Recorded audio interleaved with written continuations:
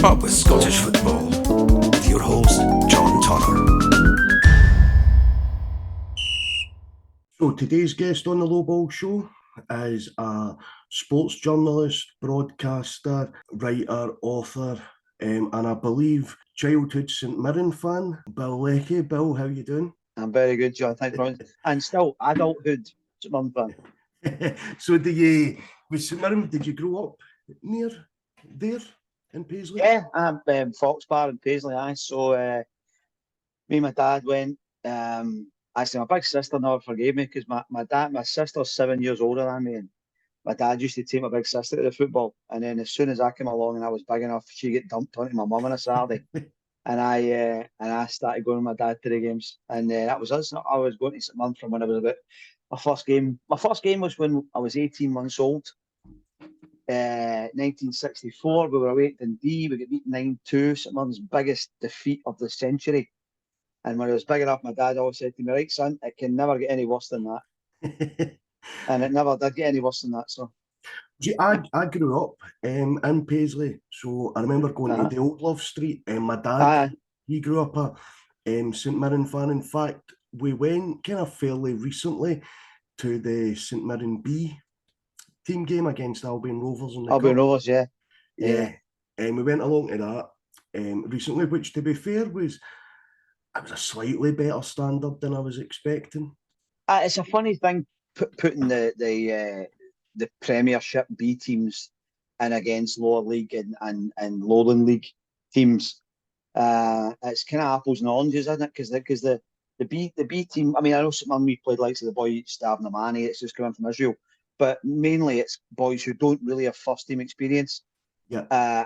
Against, I'll say, the Albion Rovers boys who have had, most of whom have had experience of League Two and now playing competitively in the lower league. So it's an interesting. You would think the standard of the Premiership youngsters would be fairly high, but it kind of balances out against the streetwiseness, if you want to call it that, if that's a word, of a team like Albion Rovers. And just kind of quickly, because we're on the kind of B team part, I know that a lot of kind of people that I've spoke to, I've got, all kind of walks of life of football, whether it be players, managers, directors, past, present, whatever. I've all got very kind of mixed reviews on the B teams being in the kind of lowland leagues and things. What's your kind of thoughts on that? It's not for me, I've got to say, and I'm really glad that clubs were against the idea of this extra sort of conference league being put in, because we're meant to now have a pathway where basically a team playing in a public park could make it to the Premiership one day. That was the idea. Open it up. Don't just have teams surviving at the bottom of the senior tiers. Open it, and then what they've done is they've then tried to close it again. I know the B teams can't get promoted, but it still makes it harder for the lower league teams to flourish when they're having to go and play against teams that are basically going to batter them most weeks. I still think if we want to get our younger Premiership players experience, we should have a proper reserve league. Yeah. Where they play against, grown men of a high standard. Because guys, I mean, a lot of guys, when I was coming through as a young reporter who I got to know, and then guys who are now my pals donkeys years later, they came through that system where they maybe started with a Celtic or a Rangers or a Hearts or a Hibs, never quite made it, and moved down to play part-time or the bottom end of the full-time scale.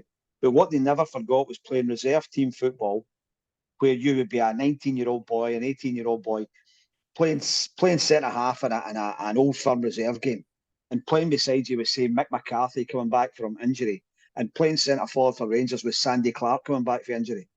And the education a kid would get there would be just, you couldn't buy that. Yeah. And I think we missed that.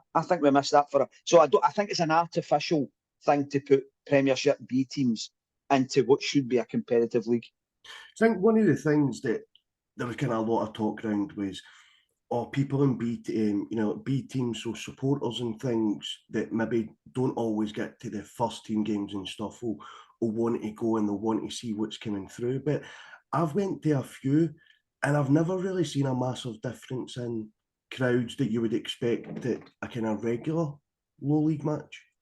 No, I think it's a bit of an artificial argument because in the days of the reserve leagues, you could do that. You could say, right, the first team's away to wherever it is, the other end of the country, and I can't go, I can't afford to go, but I could go to our home ground, go to Ibrox, Parkhead, Love Street, Tynecastle, wherever, and watch the reserves because that'll be quite interesting. Because remember, they used to play Saturday afternoon reserve games at home if you were away or vice versa. Yeah. And that gave the fans always had that opportunity. And now again, we're trying to create something. We're trying to artificially create something that used to be there anyway. You know, and I think you're right. I think they maybe thought that if Rangers or Celtic B team was going to Albion Rovers or whatever it was, or to Spartans, that suddenly there'd be like 5,000 or 6,000 there. But now I think fans of the bigger clubs, especially if you're looking at Rangers and Celtic, which this whole thing was invented for, I suppose, if they can't go to the away game, they're going to be watching it in the pub or in the house because it's on the telly. Aye. So that the thought of going to watch their team playing at Clifton Hill is not particularly attractive. So I find the whole thing quite artificial, John, I have to say. And just in kind of talking whilst we're on the kind of Lowland League, what do you think of the? We spoke there vaguely about the kind of setup in the dream. A team playing in the kind of park can, I suppose technically make their way kind of straight through the leagues. But do you find the way that they can come up is being fair? Do you think that's the kind of right pathway? The reason I say is because if you win that league, you're still going into playoffs. You've still got playoffs, aye. Yeah. And I suppose, if you look down south at where we've tried to copy the pyramid, they have playoffs from the National League into League Two. And down there it creates a lot of excitement. They go to Wembley and play the final. I think there's a kind of slight anticlimax about Albion Rovers playing Spartans or Brora Rangers playing, Cowdenbeath or whatever on their own grounds, and it's almost an obstacle rather than an incentive. I think if you're going to have, I think we kind of go half-assed at things sometimes here. I think if we're going to do playoffs, we should do them right, and we should make it a big thing. Even into the senior leagues, instead of having playoffs that are home and away through to the final, have them home and away, and then have the final one off on a neutral ground. Make it a thing. Yeah. So if they want to have a playoff, make it a special playoff, but don't make teams have to jump through hoops the way they are to kind of, I find it a wee bit kind of an obligation that they have to go through. I mean, I'm really happy for. I think the playoff system has been good, in as much as I think some teams were surviving at the bottom of League Two, or in the days when it was the second division or the third division, or whatever names we've had for it. But at the bottom of the pile in the seniors, a lot of teams have clung on just because they were members. And then one by one, the likes of East Stirling, Berwick Rangers, Cowdenbeath, and Albion Rovers have all had to drop down, and they'll have to fight to come back up so that the actual system works. I think the playoffs don't quite do what playoffs should do, and that's create real excitement. Yeah, because I went to the Rovers one, the home and away against Spartans, and I'll be honest and say firstly that the setup at Spartans massively surprised me. Yeah, it's good, isn't it? It's unreal setup where I think a lot of the kind of clubs in that league and probably leagues above would love to have a setup like that. Yeah. But there wasn't any kind of excitement. No. Even Rovers, they sold out at home, but there was never really this kind of sense or feeling excitement or, kind of in the way of atmosphere. Yeah, it was sold out and there was a big crowd there, but it was flat. Well, for Albion Rovers, there was fear, wasn't there? Because you're going to lose your place in the league after like 120 odd years. So it's not so much, can we achieve something? It's, can we survive? And I suppose that's the jeopardy of playoffs is somebody's going to win a playoff, but whoever loses it and especially if you're going to go out of the leagues, it's a nightmare.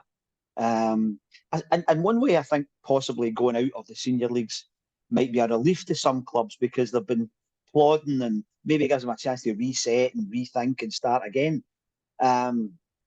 It's happened in England quite a lot where teams have dropped out and they've had a think about it and they've come back stronger. You see the likes of Wrexham, which is an amazing story. But here, nobody so far has managed to come back. Yeah. And that maybe tells a story of just how much decay had set in at the bottom of the leagues. Brecon City are trying really hard, and I would think they'll have a right good chance this season of getting back up. But no, I think there's still something missing there. There's that, as you say, that sort of sense of drama and excitement isn't quite there. And you know what you're saying about the kind of teams going down, and that's probably one of the biggest things. Nobody's went down and come bouncing back up.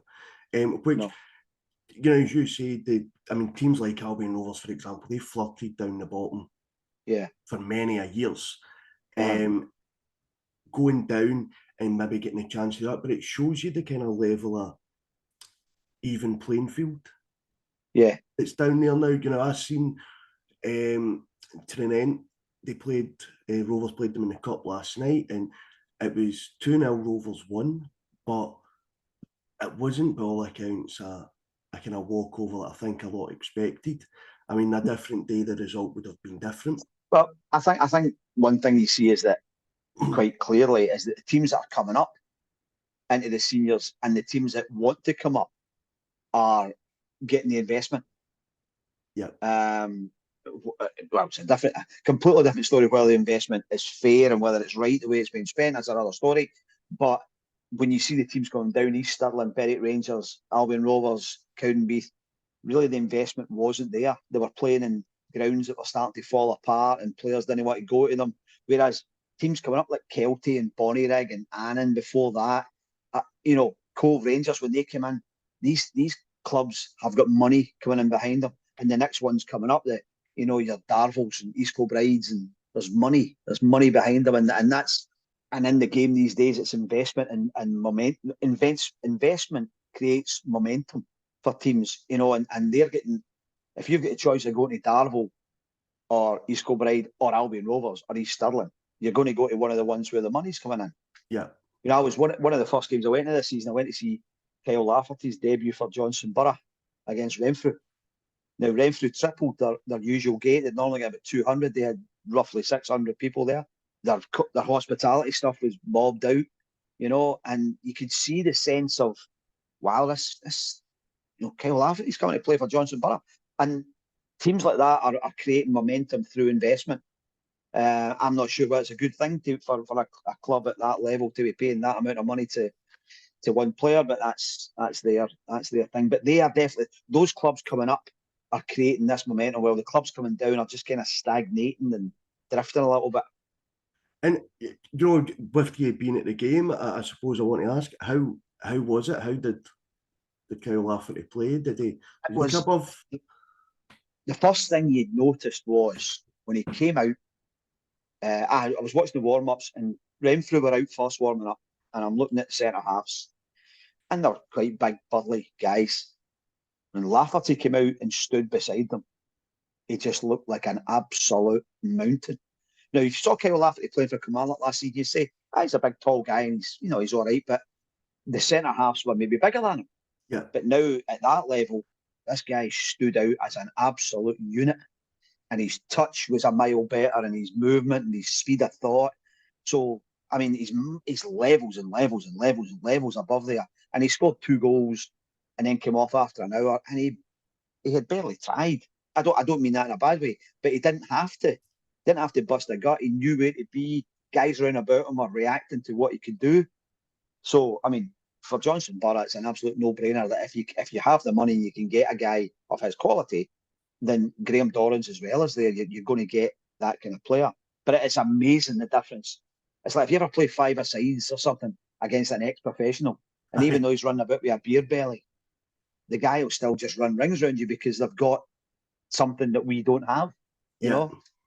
So it was an interesting game to watch, really interesting. Because that's actually one of the places that I do want to get out to as well, just we're kind of talking about, not just on kind of buying Kyle Lafferty, but the kind of money and stuff that's went there. It's one of the grounds that's on my list to over the next kind of couple of, I tend to do it 2 months in advance, and it's one of the places over the next 2 months that.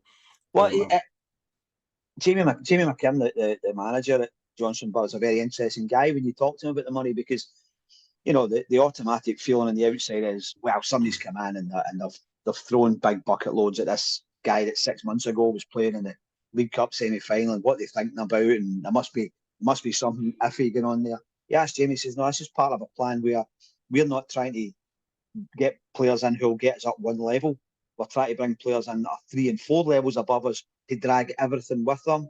And they're talking about the community project. And if it's all as on the level and as serious as they're talking about, they're wanting to make it Johnson Borough a real hub of the community. And if that works, more power to them. I used to, when I was growing up in Paisley, we lived just over the back road from where Johnson Borough play, which is basically the top end of Elderslie. Yeah. They used to play that. Someone played on a Saturday. Johnson Borough for a while in the late 70s, used to play on a Sunday, and they used to get 2,000 or 3,000 because Mirren fans, Rangers fans, Celtic fans on a Sunday when there was no football on the telly would wander across there and watch the game. And I used to love that. And if they could get something like that coming back, where people actually took an interest in the local club, I think that'd be brilliant. Interesting in talking about kind of money in the lower leagues. Because of your profession, I kind of wanted to bring this up because I'm sure you'll have covered this during, and what it was kind of like was the old Gretna story. Yeah. I was there. And I was then there. what was that kind of like, reporting on that and seeing that? It was a brilliant story. I mean, you could see the longer it went on that it was never going to last, because it only lasted for as long as Brooks Milson, who was the sugar daddy behind it. As long as he was there and he was in charge and he was putting money in, it was fine. When he then his health started to fail and his family started to get involved, they didn't want to. As happens a lot in football, I've seen it at clubs like Dundee United and various other clubs where when an older family runs it and the father or the grandfather, whoever runs it, then decides to back down, the kids then say, "Wait a minute, this is my inheritance coming up here. Do I want to be throwing it at some football club?" And you could see Gretna unravel really quickly. But when they were on the way up and when they came into the leagues, it was a really amazing. I mean, they had the big boy Kenny Duker played centre forward for him, who was a trainee doctor at the time, and Brooks Milson had an Aston Martin. And the thing was, if Kenny scored a hat trick, he would get the Aston Martin for the weekend. And Kenny Duker was scoring hat tricks in his sleep for Gretna, because they did what Johnson Borough I'm talking about. They brought in players who were 2-3 levels above Division 2 at the time, and so they brought in guys, Stevie Tosh had been, he played at the highest level, and Davy Nichols, all these boys who were basically Premier League or Championship players, and brought them in to play that level, and they just battered everybody. And then they came up, and I was one of the most amazing days ever was the day they won promotion to the Premier League, and they were up at Ross County, and I was doing, as well as doing stuff for the paper, I was doing a bit of work for the BBC at the time, and I was commentating on the game up there, and I was sitting with my sidekick for commentary that day was Alan Preston, and St Johnstone, who could have gone up, were at Hamilton. Sure, yeah, Hamilton. And it's one of them. So the commentary keeps switching back and forth. So St Johnstone go ahead, and Gretna went behind. And then the game kept swinging. And then what it basically came down to was Gretna scored with basically the last kick of the ball to win 3-2. But the St Johnstone game was already finished. So they were sitting thinking, if Gretna draw 2 each, we're up. And that is caught. I've still got the CD of the commentary. And it was so exciting. And you're thinking, how is this happened? How is this team got itself to money got it to the Premier League, but the players have still got to do it. Aye. And it was so exciting. And then I was lucky enough that I then went and covered them in Europe the following season. They drew Derry City. And again, going basically abroad, Northern Ireland, but going abroad with Gretna for a, European tie was just, bizarre, because obviously they got the Scottish Cup final, lost it on penalties to Hearts. Their story was just remarkable. But then it unravelled so quickly. Yeah. You know, and it was just a tale of money going, everything built on money. I mean, the money wasn't there; it all just collapsed. And look at them now; they're back. I mean, they're one of the poorest teams in the Lowland League. I think Brian Gilfillan's just gone down to manage them now. He's a good guy, and it's a real hard shift for him. But those 2 or 3 years were pretty spectacular. And with you talking about doing kind of commentary and that, how is that? You know, because obviously if you're watching it as a fan and you'll mutter something or you'll say something that, yeah, when I say couldn't be recorded, you know, absolutely. You do have to you have to get into a character. You know what I mean? If you're some people who do it are, I think if it's your eye and you're for a scheme or whatever, you know, you're council house boy and you're just so into your football, and then somebody puts a microphone in front of you, you have to become a different character and start talking slightly differently, and we have to start. You know, I remember the BBC got to do a trial game, and it was Hamilton against Morton, and I got a row afterwards because it wasn't going out in the air. They were just doing it to hear how I did. And he says, "Listen, you're good. You know your football. You know you commentate quite well, but it's no Morton. It's Morton." I was like, "Okay, so you need to start pronouncing things properly, and you know, and not get carried away." And I was very aware of not wanting to be one of the commentators that screamed and shouted, but actually try and bring in your co-commentator and get them to give their expertise. And it was great fun. It was good fun doing it. And then it kind of stopped because they moved on to other people and all that. But it was for 2 or 3 years, it was great fun. And then kind of looking at what you've covered, obviously we spoke about the kind of Gretna story and the kind of fairy tale that had happened there. I mean, if I was to kind of say to you, you know, I'm not expecting you to pick out one as the top, but if you were looking at any kind of out with the Gretna, any real kind of fairy tale, or you couldn't believe what you were getting to kind of report on or what you were witnessing at that level or yeah. anywhere. But anywhere. Anyway, well, you see, there's fairy tales everywhere, isn't there? Because you go to cover a World Cup, and there'll be fairy tales.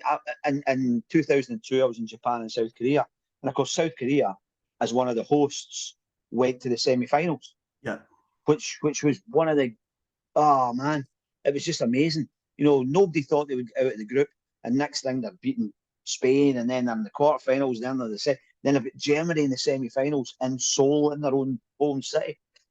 And it was just remarkable, the passion. Everybody in Korea wore red for a month, you know.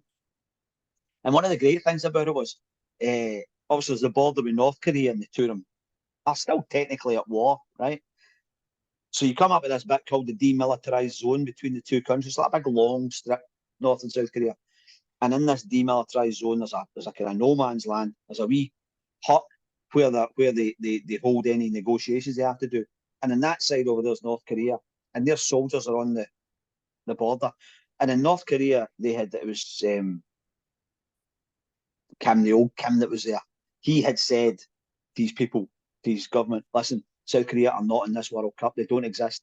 So in the papers, the group that South Korea were in, they had some made up team. It was not South Korea. It was like, but the soldiers at the South Korea side of the border started shouting over the border, "Hey, we just beat Italy or whatever, right? You know, we're in the quarterfinals of the World Cup." And they're saying, "Nah, you're not." And they said, "Aye, we are." So the news started getting back. And the North Koreans had to admit, the government said, "Yeah, okay, that South Korea are in the World Cup," and it's it. And this thing just grew. It was so, in its own way, that's your fairy tale at that end. But down at our end, at the end, we're talking about. I mean, Gretna was special, but it was financial. Do you know what I mean? It was money driven. I think I've loved two little spells where first when Dick Campbell had Brecon and he took Brecon up 2 divisions and he took them into the championship or first division at the time with and a part-time team playing at Glebe Park with a hedge, and they stayed up for 2 or 3 years, was amazing. And then what he's done again with Arbroath, taking them to within about 30 seconds of making that into the Premiership, the season before last. I think things like that, when you see people achieving it through just sheer hard work, and everybody in the. We talk about investment, but the investment you get at clubs like Brecon and Arbroath is the investment of people and energy and passion and love. And I love being around that kind of thing and just and feeling it growing, So I think the Brecon and the Arbroath stories I absolutely love, and I'm really pleased for Spartans.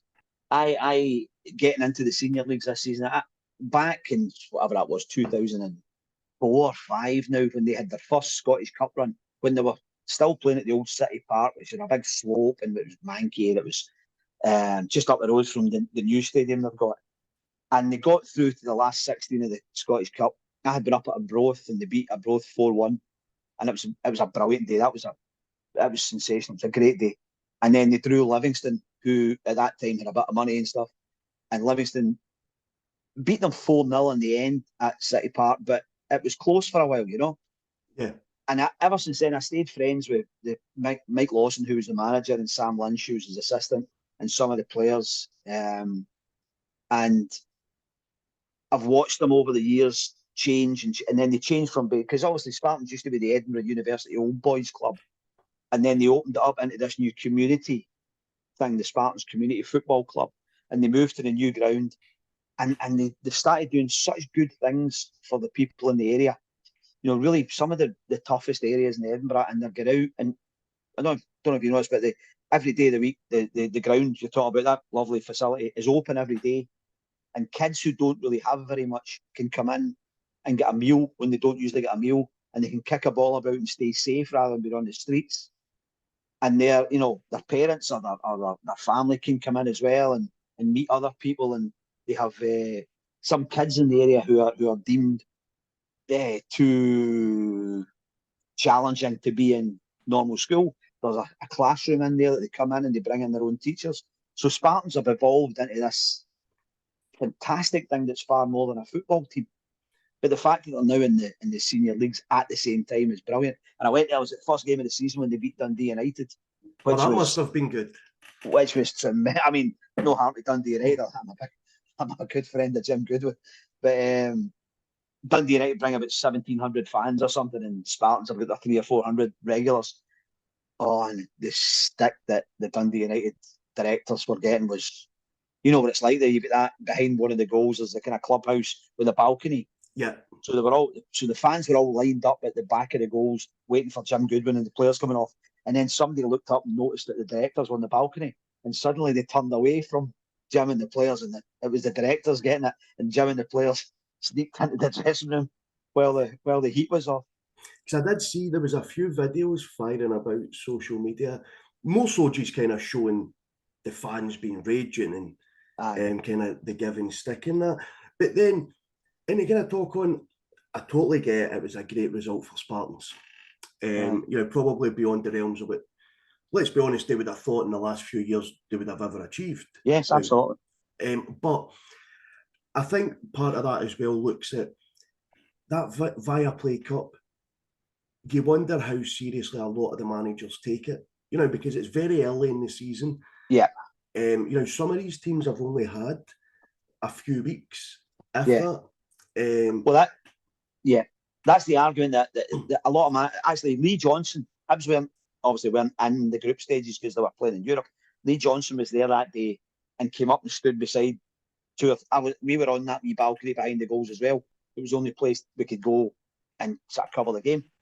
So the BBC guys were there, and then there was 2 or 3 newspaper reporters. Then Lee Johnson came up and was standing talking about that, and Stephen Robinson, Mirren and Lee Johnson are the 2 most outspoken. Has been saying it's too early. We're having to sign players too early when we're not sure whether they're the right players or not, because we need to get a team out, and you can't be training and playing and me running away trying to sign players. So we need to get our work done really, really early. They want the to still have some friendlies and the league to start, and then the Viaplay Cup or whatever it's going to be called in the next wee while to be played in the midweeks between the first 3 or 4 league games to bring them, to give them a better chance to get up to speed, which I kind of understand that argument. But it's like a lot of things. It's like when you talk about playing on a bad pitch, it's the same for both teams, isn't it? Yeah. But I can see the argument on both sides for it. And I don't think as well in the kind of Viaplay Cup, and correct me if I'm wrong, don't think you can play trialists in it either. No.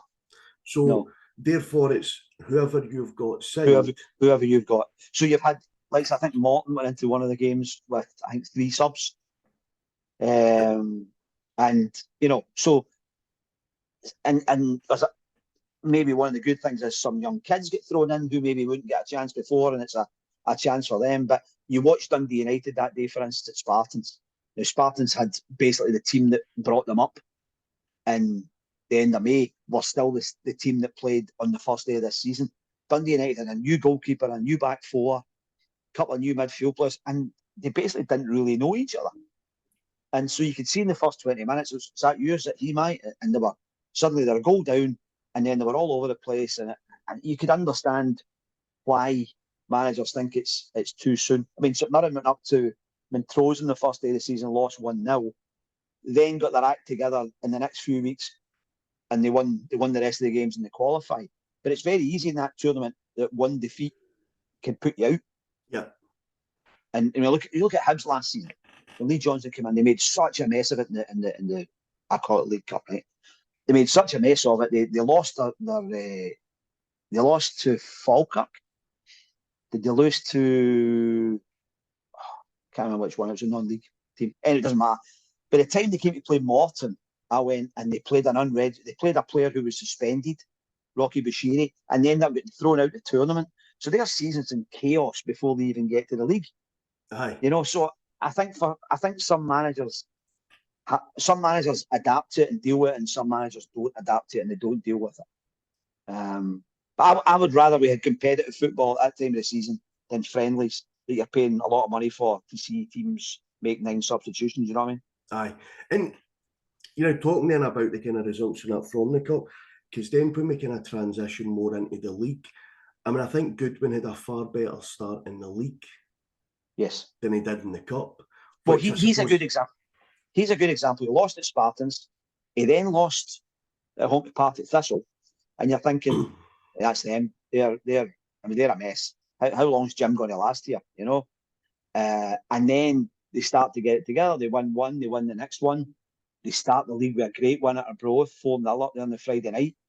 You know, and it starts to, then they're getting their momentum slowly. So maybe for them, the League Cup was a good thing because it let them get their mistakes out of the way. Yeah. And then, because last year with Dundee United, they didn't play in the League Cup because they were going straight into Europe. So their first competitive game of the season was Kilmarnock at Rugby Park in the league. And then they played the Dutch teams. Who battered them? Arnhem? Can't remember. Anyway, doesn't matter. They beat them 1-0 at Tannadice, but they're still not cooked. And they went across and lost 7-0 over in Holland. So they could probably have done with 3 or 4 games. Yeah. Before going into that. So I think it depends who you ask, doesn't it? You know, it depends who you ask. Well, that's, I mean, a lot of people that I've kind of spoke to. So Lee Bullen, probably the kind of perfect example, who was very big on it's far too early. Aye. He's not a big fan of the cup. It's far too early. But and yet they did really well. Yeah. And he comes, though granted, and he spoke about it from his kind of history in England, where he's used to having that kind of 5-6 weeks. Yes. But here you're lucky if you're getting a few and you're right back in. Yeah. Again. And if you talk to Stephen McLean and Johnson, they had a nightmare. You know, they've lost 4-0 to Stirling Albion. They've got battered by United, and it's carried on in the league. They can't get a breath.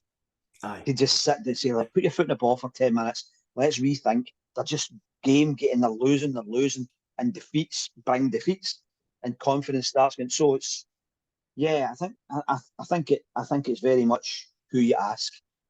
You know, if you ask MD at Stirling Albion, you ask Darren Young, he's going to say, "I love it. It's brilliant." Yeah. You know, so. Who, funny enough, I had spoke to. He's been on the show. Brilliant job, absolutely brilliant job. And we were talking, and yeah, his attitude in the cup was loving it because of how great they've been doing. That's exactly. That's what I'm saying. So if listen, football's like that, John. If you're winning games, everything's great. If you're losing games, you look for a reason why you're losing games. And if it's the tournament's too early, or whatever it is, you'll find a way to deflect. from results. That Darren's done such. I mean, whatever he's faith before that, done just such good work. And actually, he'd be the guy you would think the next time a full-time job came up would be the first off the rank for it. And yet he's got a really good day job, and you wonder whether he would want to go full-time again. Yeah, You know, take the risk. I don't know, because he does well. He's in the state agency, and that's right. he does really well. So whether you would want to sacrifice that, say it was a St Johnson or something came up. Do you want to do that for something that might last 18 months? Then you've got to start again with your career. I don't know. And now, just honest talking about him, because you look at his history, and I mean, he's done a great job with Albion Rovers, kind of firstly, and anywhere he's went, he's done phenomenal job. He improves. I think I'm always really impressed by managers who can improve what they inherit. It's all right if you get in and somebody gives you a pot of money and you can, 6 guys out, 7 guys in, whatever. But if you can get into a club like Albion Rovers, with all due respect, and make it better, or you can go to East 5, or you can go to still in Albion, and you can say, actually, what I've got here, I know I've not got much money to spend, but I can get a tune out of these guys. And those are the managers, I think, that deserve an awful lot of praise. I'm not saying it's easy to do it with money, but it's easier to do it with money, Yes. And I suppose because when you've got the money, if you're bringing in the right players, like Gretna being the example, the guy started to do a job in the park, but you bring in the right mix of boys, and the results are going to take care of themselves. Absolutely. But spending money is another problem. Are you good at spending money, or some guys, they come into it, they get their first big job, and they suddenly find for the first time ever they've got a big budget to spend, and they're not used to it because they've always done good housekeeping, and now we're expected to go and spend a lot of money, and maybe they don't want to spend a lot of money, but it's expected of them, and if they don't spend it, they've not got any ambition, So it comes with its own success. Like that comes with its own problems, I think, for managers.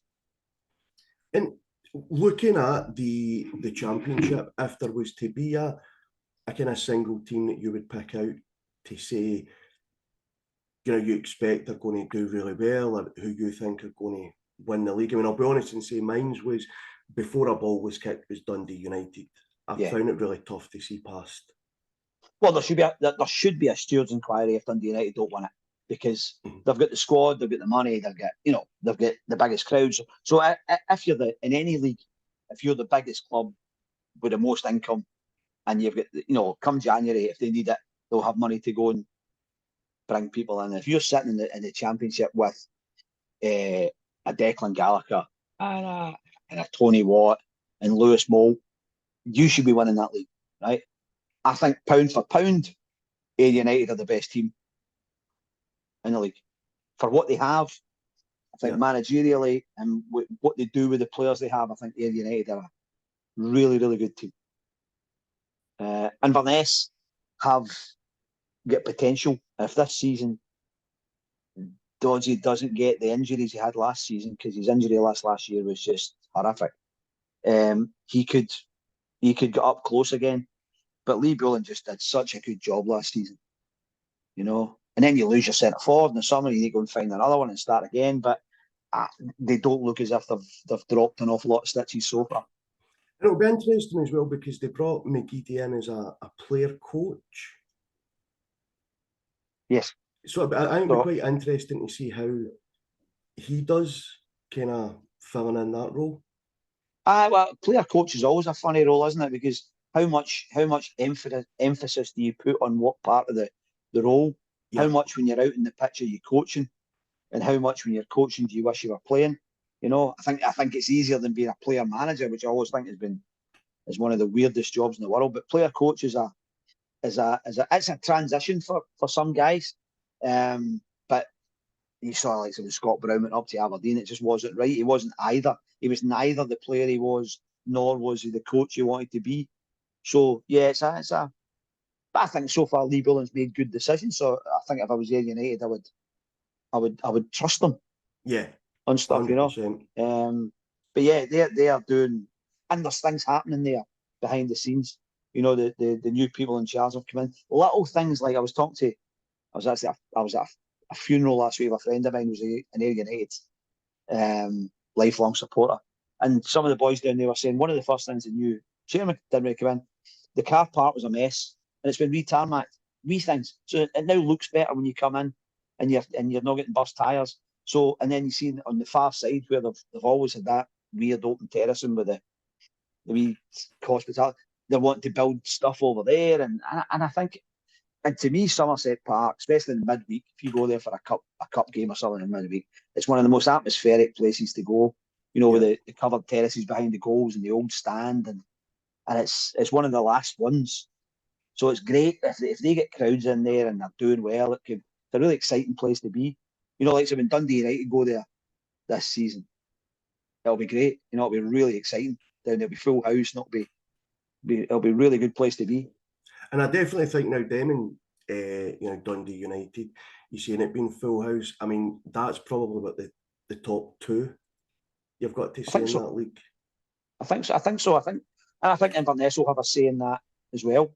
And obviously, it's actually a very strong league this year because this will come off the back of last year. They've lost 2 or 3 really good players, but they've still got the infrastructure that will help them. Wraith Rovers have obviously tooled up really well with this whole change of ownership, and structurally they seem to have improved greatly.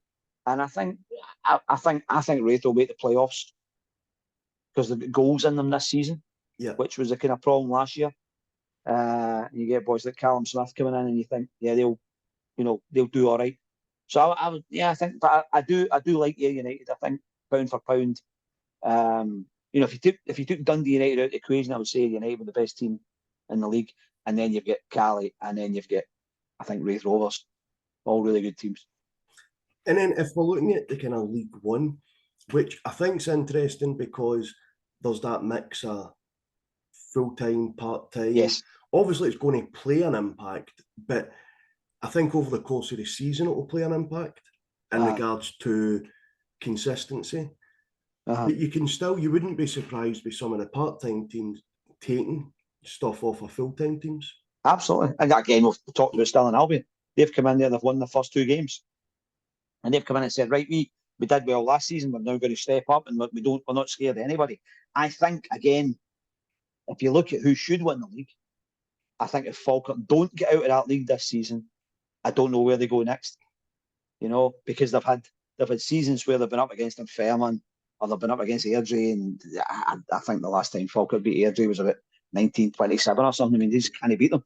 And there's been teams in there that you think, well, they're a real challenge. This season, you look at that and say, Falkirk, with their support, I mean, how they have kept the size of support they've got, considering what they've been through the last few years, is a real testament to what the club means to the town. Yeah. But I think if they don't go up this year, oh man, there'll be hell to pay. They really have to do it this time. And I think Hamilton have kind of put a lot into getting promoted. I was kind of looking off that. Went to Hamilton, and one of the directors was first guest, Jerry Strain, came on the show. Absolutely lovely guy, and since he's invited us over and been to a game and kind of watched that there with them. But they kind of set up, and I think in talking to everybody there, they've really put everything into getting promoted. Yeah, you feel as if with the new ownership and the new board in there, that there's a different feel about the place. I felt as if the guys who were there before, when it was Ronnie McDonald and all these boys over the years, it was weighing them down a little bit, trying to stay in the Premier League for so long. Every year was such a fight, and then the last 2 years, it's kind of things have got a bit grim, and it's been a bit and the fans are and I think it needed a new attitude and a new look at things. And I watched Jerry Strain. Jerry Strain's putting himself out there quite a lot, and getting himself involved with people and inviting people to the ground and talking the club up, which I don't think Hamilton Accies have been talked up enough. But a lot's been talked about their status within the community and the projects they do to help, recovering addicts and all that kind of stuff. And it's been great. And I think what they do for the community in that respect is brilliant. But I think they needed to be talked up as a football club. And you can see I think you're right. I mean, and there you go. I'm saying if Falkirk don't go up, but then you throw Hamilton into the mix. You think Hamilton will be saying, "Wait a minute, we've got a better record in the last decade than Falkirk have. You know, we had 8 years in a row in the Premier League. It's only 2 years ago. So yeah, they'll put a right. But I do think if Falkirk don't go up, their fans will lose faith with them completely. Yeah, and I think in the same kind of turn, you'd expect the same to be said with Hamilton. I think there's kind of two clubs in that league that are in the exact same boat in regards to if we don't get up, there's going to be a lot of questions asked and people that need to kind of answer that. Yeah, absolutely. I think the last 2 seasons at Hamilton, I remember being last about kind of November time last year when Queen's Park played a couple of games back at Hampden for various reasons. And one of them was against Hamilton. And they scored 4 in the first half against Hamilton.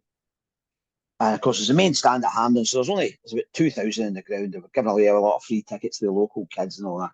And Hamilton maybe had 150 fans up. And it was toxic towards John Rankin. And actually, I thought at the time, I wonder if John will survive this, if he wanted to just walk away or if they'll get rid of him. And he stayed on and they did well. And then they go and, they won the Challenge Cup. Yeah. And you think, okay. But then the season fell away again. And it just felt as if the place had a really bad vibe about it, which is now starting to change again. I think it's starting to revive itself. I like going to Hamilton. I think it's a good club. I wish the local people would get behind them more. Yeah, there's a lot of apathy there, and I don't feel passion for the club. I feel a lot of anger towards the club from the fans, as if they turn up ready to moan. Yeah, and it's funny you say that because, as I say, I went. Jerry was fantastic. Rest of the guys there, absolutely lovely. Spoke to John Rankin things and brilliant. And I get what you mean because sitting out and watching the game, and they won. I'm trying to think. It was early in the season, and I go to that many, and I'm thinking, who did they play?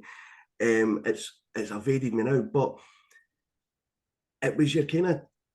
It wasn't what I expected. Early in a season, you've got to be one of the favourites to win this league. Should be optimism. Yeah, there should be a lot of kind of passion coming from the stands, and there should be that getting behind them passionate because you expect mistakes to be made on the part of misplaced passing stuff, especially early in the season. Kind of brushing off the cobwebs, but it was just very much where even though they won. I think reading reports and stuff from fans online, and there was a lot of negativity towards it. And I'm like, I don't get it. I've seen that for the last couple of years there. It's like, it is almost like they are expecting to fail. And it only takes a couple of bad passes and, that's us again. And, they're getting it. And people hanging over the tunnel and shouting at them. And do you know what do we expect from clubs? I mean, what they did in staying in the top league for whatever it was, 8 seasons. When they had produced boys like MacArthur and McCarthy and Mikey Devlin and Lewis Ferguson, they've brought through great players. They've got a brilliant set up with the academy. They do great in the community. They hang on in the top flight for 7-8 years, and then they come back to where they probably are as a club. And people get angry about it. Our expectations sometimes success spoils people. Yeah. Even relative success spoils people because they start to say that's where we belong, but nobody belongs anywhere. You are where you are. You are where you end up. You don't. Nobody is a Premier League club or a champion. You're where your results take you, and you have to do. And I think as football fans, we have to embrace that and enjoy where we are. Yeah. 100%. And, I think, over the years, I kind of go into football and kind of following around about the kind of different grounds. And it's one of the things I find most interesting is watching the fans. Aye. It's the reactions. You'll go to certain grounds and there'll be a misplaced pass and you can hear this section of the crowd clapping, head up, it's okay, next one. And then you go to different grounds and somebody will miss a pass or whatever. And there's the, he's a disgrace, get him off, Aye. or what's this? And And it can depend I find what's- it funny. It can depend what section of the ground you're at, even. There's areas of some grounds. There's players I've seen who can play down one side of their home ground, but can't play down the other side. Because down the other side's where the madmen are, you know, and they're, you know. I mean, for instance, at St Mirren, the connection just now between the team and the fans is better than I've seen it for years. And one of the things that happened was last season they made a decision that instead of giving Rangers and Celtic both stands behind the goals, they would only get one. And they said fans had asked for that. They said, we don't want giving up our season tickets so they can get that, blah, blah, blah. So the club said, okay, they've got one. Rangers and Celtic fans went mental about it. That's fine. So, but you need to come.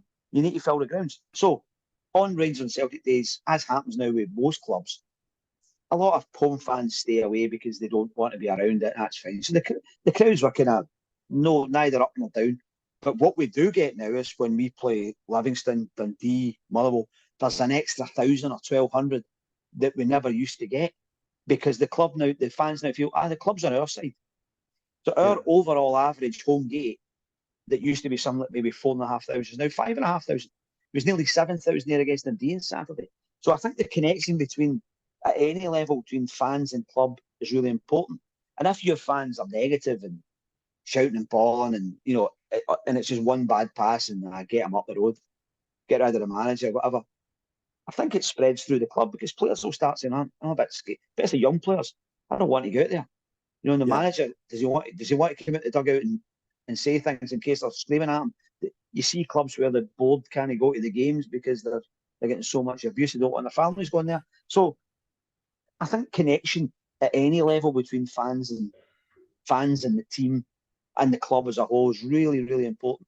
And I think especially when you go down, if you talk about Albion Rovers, if you've only got 200, 250 people going, they need to all be singing off the same hymn sheet. You can't all be each other's throats. You need to be together. Yeah. If you're going to try and improve, you need to try and be together. You know? And then looking at, you know, kind of going through the Championship in League One, looking at League Two, I mean, my pick for kind of team to watch in League Two, who I expect to be there or thereabouts, is Dumbarton. Well, they had such a Devon Loch last season, didn't they? I mean, they were miles ahead, and then suddenly they just couldn't play. It was remarkable. I mean, I thought they were going to have the League One by middle of March, and then suddenly they couldn't win a game, and it was really sad to see because you could see the desperation in them. Yeah, it wasn't happening for them, and I think it will take a great effort of a great mental effort to get themselves back on the horse this year and go for it. And I mean, I took when we were asked for predictions pre-season, I went for Forfar because I think that I could see them slowly improving. But I think you're right. I think Dumbarton should be thinking, if we play the way we did in the first half of last season, we should be good enough. You know? Yeah. And but that was such a collapse. And that was the thing on you talking in the clubs, because even Albion Rovers, who get relegated, went down, went to Dumbarton and took 5 off them. And Steve Farrell, who's been on the show and in fact had us down the other week at their game against the Spartans, he said it was 5 going on 10. Aye. It's almost as if they forgot how to play football. They were so good for maybe 15, 20 games. You know, they looked at us, they looked as if it was just going to be, give them the league and the rest of us will just play for whatever's left. And then it just, isn't it amazing how mentally, you know, teams can just go completely? Yeah. You know, and everybody starts going out of their shell and they stop doing the things. Remember John Rankin that day at Hampden when they lost 4-0 saying, at nothing each, we're quite a nice shape and we all like each other and we're all right, mate, great. And then 1-0, 2-0, 3-0, and players stop looking at each other and they start looking after themselves. They stop being a good pal. So it's the right centre half looks at the right back and says, I don't trust him anymore, I'm going to put it that way, instead of working as a pair. And I think at the Dumbarton you can see that people just lost that connection with each other. Yeah. And the flow disappeared and the mistakes start happening. and then you just kind of get back. But so this season, if they come back and go up this year, I think that'll be a fantastic achievement. Yeah. And I definitely kind of think, looking at that league as well, I mean, even, talking about the Spartans have really done themselves well with the start they've put in as well. They've had a few cracking results. And against Dumbarton, it was 1-1. But Dumbarton, for me, only really... I mean, Dumbarton were pretty good and solid throughout without really creating anything. It was only the last kind of 5-10 minutes where they started to create a bit. But the Spartans never looked out their depth, at any point. No, they're a very organised, very, very fit, fairly big team. They've got 2 or 3 clever ball players going forward. I think their big thing will be is if Blair Henderson's not scoring goals, who's going to score goals for them? Because if you look at their game so far, he's scored almost all the goals. And it's ones. They're not scoring 3s and 4s. So I think more people have to chip in with goals, or they have to try and get another striker that's going to, take the weight off him. Because, it's like at that level, if you come up to a new level and you make chances and you don't score goals, it's going to come back and top you eventually. Yeah. But the thing that really impressed me against Dundee United was 25 minutes to go, 20 minutes to go. Well, United got a penalty, which the keeper saves from Tony Watt. And you're thinking maybe this is the start of a wee onslaught coming. And you know what happens? The big team usually gets a breakthrough. Then the smaller team, their concentration goes. And then tiredness sets into their legs, mental tiredness, physical tiredness. Spartans played right to the final whistle. They were very, very well. Dougie Samuel, who's their coach, is obsessive about organisation and fitness and doing the right thing all the time. And they've got some pretty intelligent boys in the team as well. And they all have what managers would call emotional intelligence. They understand each other. They understand their role within the team. And I like what they do. I like what they do. And if they can just find a way to score more goals, I think they could do. They'll certainly consolidate comfortably in League Two. And finally, and I appreciate you coming on. I've enjoyed it. It's been really nice. Really appreciate it. The final question that I've got for you is non-football related. Right, okay. But if there was somebody that was going to play you in a film about you, who would you choose to play you?